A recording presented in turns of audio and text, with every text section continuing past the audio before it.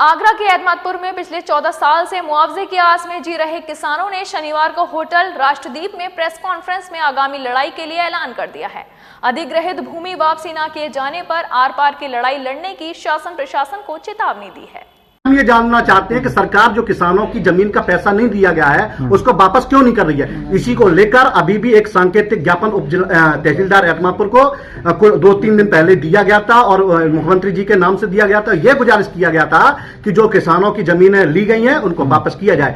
आप बड़ी चेतावनी दे रहे हैं आप लोग प्रशासन को लिए कि हम लोग आप लोगों को इसी के लिए पीसी बुलाई है और ये कहना चाहते हैं अभी भी 1-2 दिन का समय है। अगर ऐसा नहीं होता है, सरकार हमसे संवाद नहीं कर रही है और वार्तालाप नहीं करती है तो हम लोग आंदोलन के लिए जा रहे हैं और हम वार्तालाप के लिए सारे दरवाजे खुले हुए। सरकार हमसे वार्तालाप करे और ऐसा नहीं होता है तो संयुक्त मोर्चा पीड़ित किसान 12 से 13 जो गांव है पीड़ित किसान, और यही नहीं अगर आंदोलन देशव्यापी आंदोलन रहेगा, अगर मांगे नहीं मानी जाएंगी तो जो नेशनल संयुक्त मोर्चा बना हुआ है वो भी इसमें शिरकत करेगा, क्योंकि हमारी बात हो जो किसान परेशान है। लगातार आपको सभी किसान संगठनों किसान देवता बता चुके हैं कि 2009 से लड़ाई लड़ी जा रही है। लड़ाई लड़ने का तरीका अलग अलग तरीके से हमने लड़ाई लड़ी, लेकिन उसमें हमें सफलता नहीं मिली है।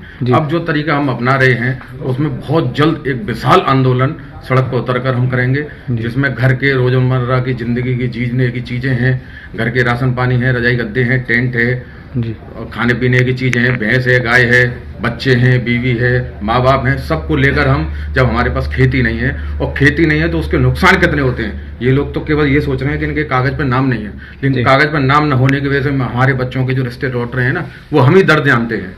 हमारे गांव रायपुर रहनगला के सन 2009 में किसानों की जमीन अधिग्रहण कर लिया जी, और उस समय से अब तक कोई सुनवाई नहीं हो रही है। और सन 2014 में जो जमीन अधिग्रहण की वो एडीए ने अपने नाम कर ली, और उस नाम एडीए के नाम होने से किसानों का इतना उत्पीड़न हो रहा है, उसकी कोई शुमार नहीं है। मान लीजिए अभी खाद बीज फसल बोई गई, खाद बीज किसानों को बिल्कुल नहीं मिला, क्यों जमीन नाम ही नहीं है जी। और फसल बिक्री केंद्र पर किसानों की रत्ती पर कोई फसल नहीं बिक पाती है, और किसानों को अपने बेटी बेटों के विवाह शादी के लिए पैसे की जरूरत पड़े तो खेती पर पैसा नहीं मिल पाता है, क्रॉप्स लोन नहीं मिल पाती है। एडीए के द्वारा अधिग्रहण की हुई जमीन के द्वारा इतना किसान पीड़ित है, वो बहुत से किसानों ने तो आत्महत्या कर ली, फांसी तक लगा ली। हमारे यहाँ की जो समस्या है साहब, जो 2009 से जो है जमीन अधिग्रहण कर ली है, ये तो सब मीडिया के माध्यम से, पत्रकार अखबार के माध्यम से पूरे जिले में मालूम है और पूरे देश में मालूम है, ठीक है। लेकिन हमने निरे आंदोलन करे, हमने इनको समय सीमा दी, और जब डीएम साहब के पास जाते हैं तो कह देते हैं कि आप धैर्य रखिएगा, आपका काम हो जाएगा। हमको सालों साल हो गई, निरी मौतें हो गई, हमारे यहाँ अनगिनत मौत हो गई, यहाँ तक हत्या कर करके लोग मर गए, लेकिन ना शासन का ना प्रशासन का कोई छू नहीं रहेगा है।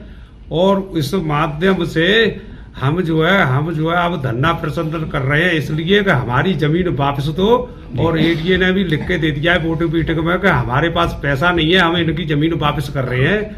तो अब हम सरकार को ही दोषी मानते हैं कि सरकार ही जो है हमारा काम नहीं कर रही है। हमारी इस तरह की बहुत बड़ी पीड़ा है कि जो है लोग आत्महत्या कर लोग मर गए। हमारी सबसे आगे रही कि हम हर घर से अपने बच्चे बीवी जो भी हमारी जो घर के रोजगार के जो भी सामान हैं, जैसे कि भैंस पोए, वो सब लेके आंदोलन में एक बहुत बड़ा आंदोलन करने जा रहे हैं। उनमें सभी लोगों को हमने सूचित भी कर रखा है और बहुत बड़ा आंदोलन करेंगे। हमारा सिर्फ यही मांगे रहेगी जब तक हमारी जमीन वापसी नहीं होगी तब तक हमारी घर वापसी नहीं होगी। कितने किसान पीड़ित होंगे इससे करीब मैं लगभग बता दूं 8000 के आसपास किसान पीड़ित है, और भी हैं इसमें। रहनकला रायपुर की जो जमीन है उसमें तो 13 गाँव है जी। सबसे मुख्य मांग हमारी यही है, जब तक जमीन वापसी नहीं तब तक घर वापसी नहीं।